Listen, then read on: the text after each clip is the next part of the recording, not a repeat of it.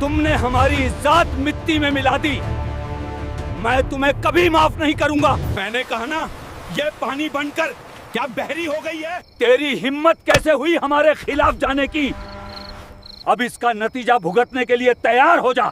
3 महीने से आसमान जैसे रूठ गया था। बादल आते, गरजते, लेकिन बरसते नहीं। खेतों की मिट्टी में दरारें इतनी गहरी हो चुकी थीं जैसे धरती खुद अपनी तकलीफ बयान कर रही हो। रामस्वरूप चौधरी अपने खेत के बीच खड़ा था, सिर पर पुरानी पगड़ी, चेहरे पर चिंता की लकीरें और आंखों में थकान। उसने मुट्ठी भर मिट्टी उठाई, दबाई, पर वो धूल बनकर उड़ गई। सब खत्म हो जाएगा इस बार, उसने धीमे से कहा। पास ही उसका बेटा अर्जुन खड़ा था, जो शहर से पढ़ाई छोड़कर वापस आया था। उसने पिता की तरफ देखा, फिर खेत की तरफ। बाबा, हम कुछ कर सकते हैं अभी भी। अगर नलकूप चल जाए तो। रामस्वरूप ने गुस्से में बीच में ही काट दिया। नलकूप? अरे वो कबाड़ 3 दिन से बंद पड़ा है। मिस्त्री साफ बोल गया मोटर जल गई है, नई लगेगी, और उसके लिए पैसे चाहिए। पैसे? उसने जमीन पर लाठी पटकी। साहूकार पहले ही सिर पर चढ़ा बैठा है। इस बार फसल नहीं हुई तो ये जमीन भी नहीं बचेगी। घर के आंगन में ये सारी बातें सुन रही थीं अर्जुन की पत्नी काव्या। उसके हाथ आटे से सने हुए थे, पर दिमाग कहीं और था। वो धीरे से बाहर आई। बाबा, अगर आप कहें तो मैं मोटर देख सकती हूं। रामस्वरूप ने उसकी तरफ ऐसे देखा जैसे उसने कोई अपराध कर दिया हो। तू? उसकी आवाज भारी हो गई। औरत होकर तू मशीन ठीक करेगी? काव्या ने शांत स्वर में कहा। बचपन से पापा के साथ गैराज में काम किया है मैंने। मोटर समझती हूं, शायद पूरी खराब ना हो। बस, रामस्वरूप गरजा। बहू हो इस घर की, मिस्त्री नहीं। घर का काम कर, यही तेरी इज्जत है। अर्जुन असमंजस में था। एक तरफ पिता का डर, दूसरी तरफ पत्नी का विश्वास। काव्या, अभी रहने दो, उसने धीरे से कहा। काव्या चुप हो गई, लेकिन उसकी आंखों में हार नहीं थी। उस रात जब सब सो गए, वो चुपचाप उठी, बाहर आंगन में रखे पुराने औजारों की ओर बढ़ी, एक टॉर्च उठाई और बिना आवाज किए खेत की तरफ चल पड़ी। हवा में अजीब सन्नाटा था। दूर कहीं कुत्ते भौंक रहे थे। काव्या नलकूप के पास पहुंची। उसने मोटर पर हाथ फेरा, जैसे कोई बीमार बच्चे का हाल पूछ रहा हो। तू कबाड़ नहीं है, बस थक गई है, उसने धीरे से कहा। उसने स्क्रू खोलना शुरू किया। हर पेंच के साथ उसके अंदर का डर भी खुल रहा था, और हिम्मत भी। अगर ये चल गई, उसने खुद से कहा, तो सिर्फ खेत नहीं, बहुत कुछ बदलेगा। दूर कहीं बादल फिर गरजे, लेकिन इस बार उम्मीद की एक हल्की बूंद काव्या के दिल में गिर चुकी थी। रात गहरी हो चुकी थी। खेतों के ऊपर काली चादर फैली थी, लेकिन काव्या की टॉर्च की रोशनी उस अंधेरे को चीरती हुई सीधे मोटर पर पड़ रही थी। उसने धीरे धीरे मोटर का ढक्कन खोला। अंदर जमी धूल और जले हुए तारों की गंध साफ बता रही थी कि खराबी मामूली नहीं है। शाफ्ट जाम है, और ये कॉइल। उसने तार को छूकर देखा, जल गई है, लेकिन पूरी नहीं। उसके चेहरे पर हल्की सी मुस्कान आई। मतलब, उम्मीद है। उसे अपने पिता की बातें याद आईं। मशीन कभी अचानक नहीं मरती बेटा, वो पहले संकेत देती है, बस सुनना आना चाहिए। काव्या ने पास पड़ी पुरानी तारों की गठरी उठाई। उसमें से एक मोटा तांबे का तार निकाला। हाथ थोड़ा कांप रहे थे, लेकिन आंखें पूरी तरह स्थिर थीं। बाईपास करना पड़ेगा, उसने खुद से कहा। उसी वक्त पीछे से आवाज आई। कौन है वहां? काव्या का दिल जोर से धड़का। उसने पलट कर देखा। दूर से अर्जुन और रामस्वरूप आते दिख रहे थे। हे भगवान, उसने धीरे से कहा। अभी नहीं।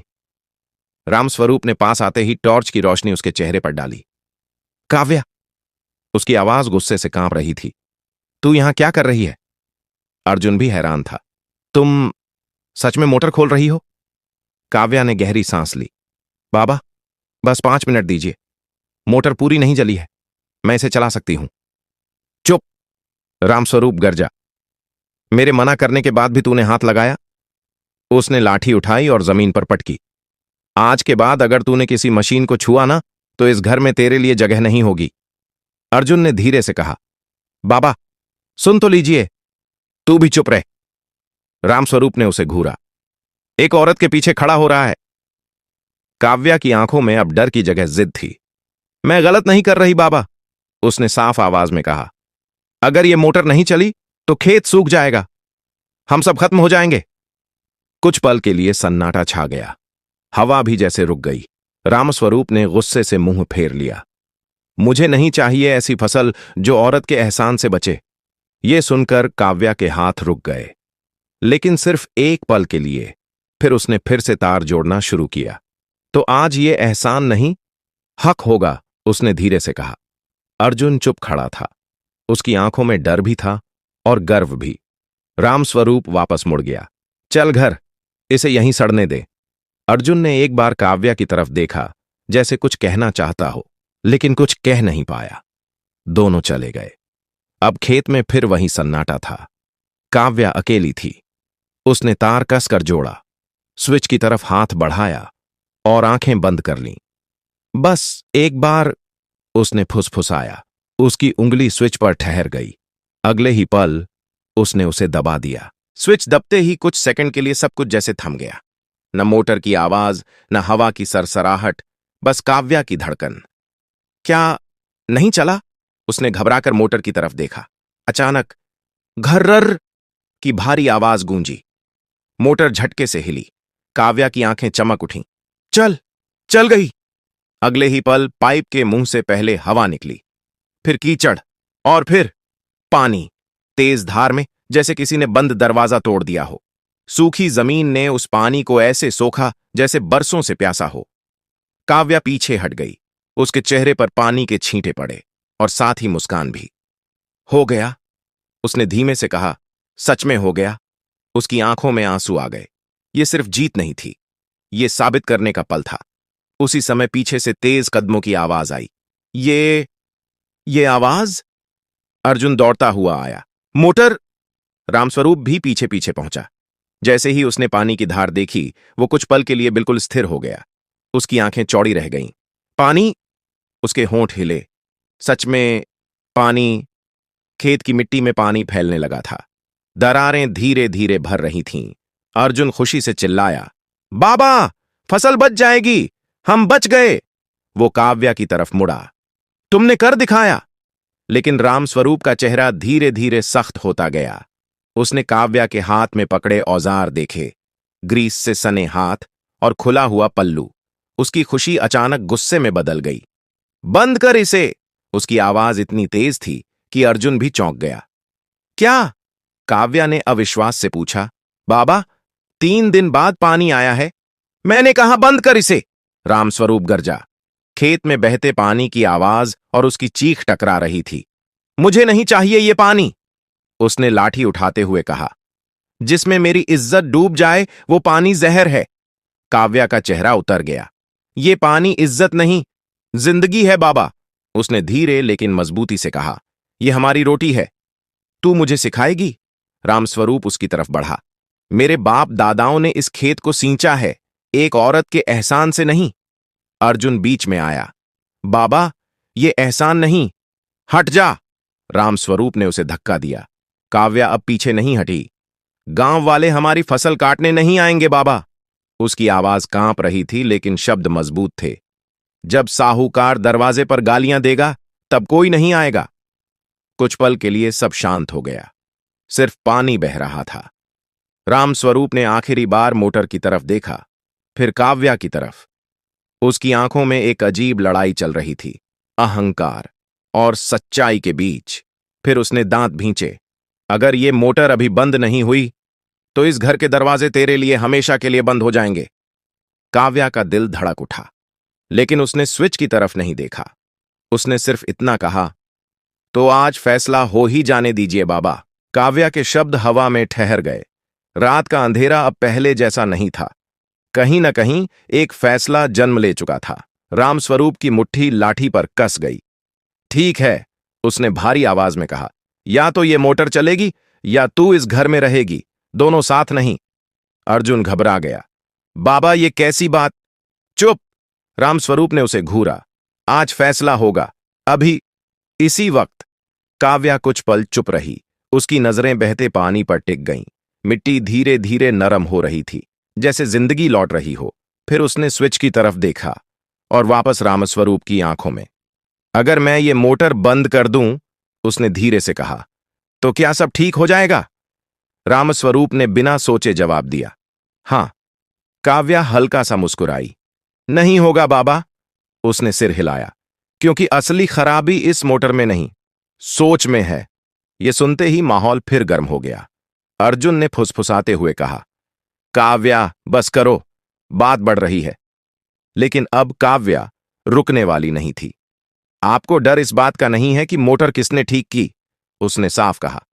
डर इस बात का है कि एक औरत ने कर दी। रामस्वरूप जैसे जड़ हो गया। ये शब्द सीधे उसके अहंकार पर चोट थे। बहुत बोलने लगी है तू, उसने दांत भींच कर कहा। अर्जुन, इसे लेकर अभी घर जा। सुबह तक अगर ये यहां दिखी तो मैं इस खेत में कदम नहीं रखूंगा। बाबा, अर्जुन लगभग विनती करने लगा। ऐसा मत कहिए। लेकिन रामस्वरूप मुड़ चुका था। वो बिना पीछे देखे चल पड़ा। अर्जुन वहीं खड़ा रह गया, दो हिस्सों में बंटा हुआ, एक तरफ पिता, दूसरी तरफ पत्नी। चलो काव्या, उसने धीरे से कहा। अभी के लिए मान जाते हैं।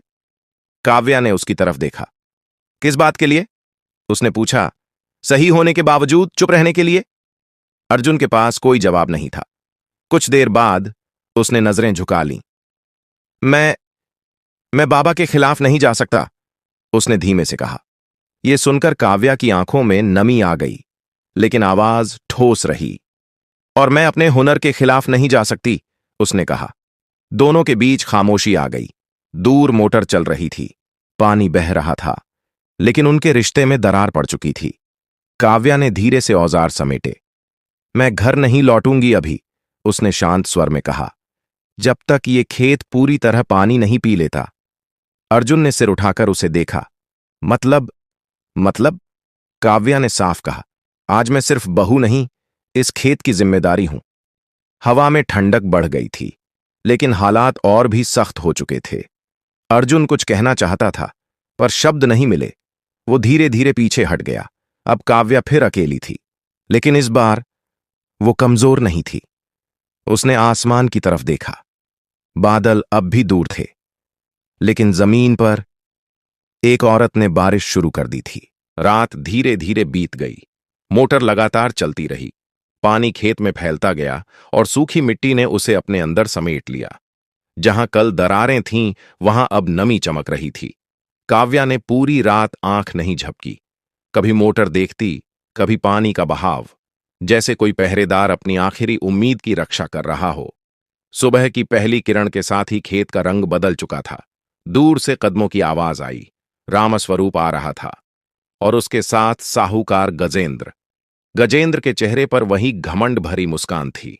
तो चौधरी, आज आखिरी दिन है, पैसा या जमीन? रामस्वरूप कुछ बोल पाता, उससे पहले उसकी नजर खेत पर पड़ी। गीली मिट्टी, भरे हुए मेढ़ और चलती हुई मोटर। वो वहीं रुक गया।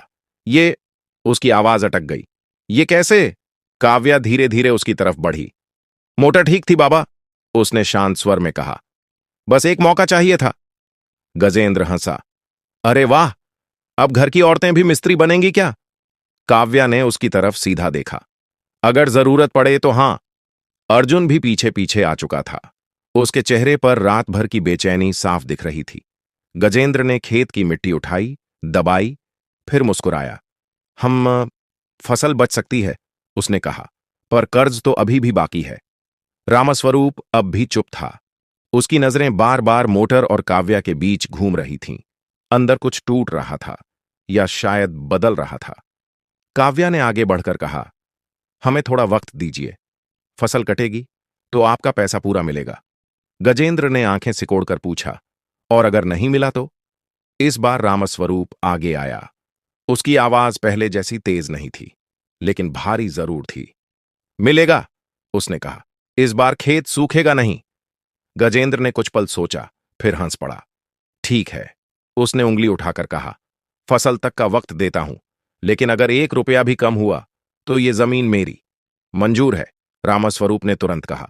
गजेंद्र चला गया। खेत में फिर शांति छा गई। कुछ पल तक कोई कुछ नहीं बोला। फिर रामस्वरूप धीरे धीरे काव्या के पास आया। उसने उसके ग्रीस लगे हाथों को देखा और झुकी हुई नजरें। तू रात भर यहीं थी? उसने पूछा। काव्या ने बस सिर हिला दिया। रामस्वरूप ने लंबी सांस ली। मैं गलत था। ये शब्द उसके लिए आसान नहीं थे, पर यह मानना उससे भी मुश्किल है। काव्या चुप रही। अर्जुन ने उम्मीद भरी नजरों से पिता को देखा। रामस्वरूप ने पहली बार सीधे काव्या की आंखों में देखा। आज अगर ये खेत जिंदा है, उसने धीमे से कहा, तो तेरी वजह से है। हवा में एक हल्की सी नरमी घुल गई। लेकिन कहानी अभी पूरी नहीं हुई थी, क्योंकि असली बदलाव अभी बाकी था। खेत में खड़ी हवा अब पहले जैसी भारी नहीं थी। मिट्टी की खुशबू बदल चुकी थी। पानी की नमी के साथ जैसे उम्मीद भी लौट आई थी। रामस्वरूप कुछ देर तक चुप खड़ा रहा। फिर उसने धीरे धीरे अपनी पगड़ी उतारी और काव्या के सामने रख दी। अर्जुन ये देखकर हैरान रह गया। बाबा, ये आप क्या? ये सिर्फ कपड़ा नहीं है, रामस्वरूप ने धीमी लेकिन साफ आवाज में कहा। ये मेरी इज्जत है, मेरा घमंड भी। उसने काव्या की तरफ देखा। और आज ये दोनों तूने बचाए हैं। काव्या घबरा गई। नहीं बाबा, ऐसा मत कीजिए। रामस्वरूप ने हाथ उठाकर उसे रोक दिया। आज तक मैं सोचता था कि इज्जत सिर्फ मर्दों के कंधों पर टिकी होती है, उसने कहा। पर तूने दिखा दिया कि घर और खेत दोनों औरत के हाथों से भी संभल सकते हैं। अर्जुन की आंखें भर आईं। उसे पहली बार लगा कि कुछ सच में बदल रहा है। रामस्वरूप ने पगड़ी उठाई और वापस अपने सिर पर रख ली। लेकिन एक बात समझ में आ गई, उसने हल्की मुस्कान के साथ कहा। पगड़ी का बोझ अकेले नहीं उठाना चाहिए। उसने काव्या की तरफ हाथ बढ़ाया। आज से ये खेत तेरा भी है, फैसला भी तेरा होगा। काव्या कुछ पल तक उसे देखती रही। उसके लिए ये पल किसी जीत से बड़ा था।